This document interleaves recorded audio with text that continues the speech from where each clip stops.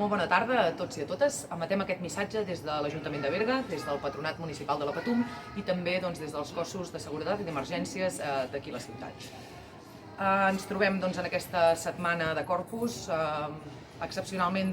d'acord amb la pandèmia decretada per l'Organització Mundial de la Salut. Evidentment no podem enguany celebrar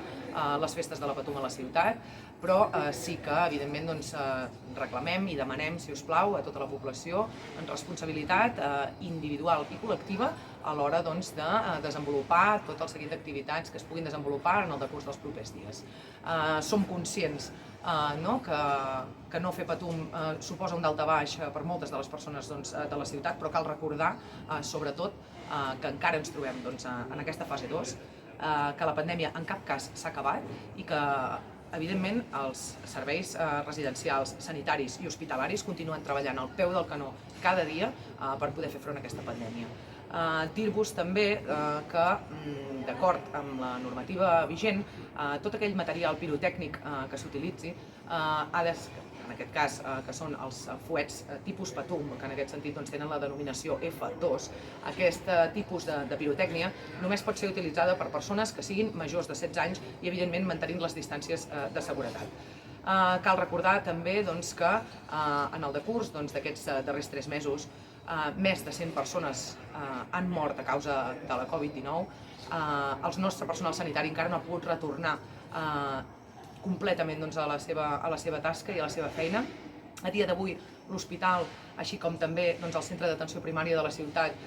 continuen igualment amb els circuits per tractar com a prioritat aquest virus i, per tant,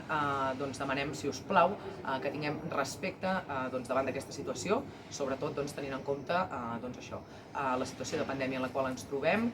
tot el que s'ha hagut de viure en el decurs d'aquests darrers 3 mesos i la situació de crisi, evidentment, hospitalària i sanitària que hi ha a nivell mundial, però també recordar que el Berguedà ha estat una de les comarques amb les ràtios més elevades de contagi i que, per tant, a dia d'avui, qualsevol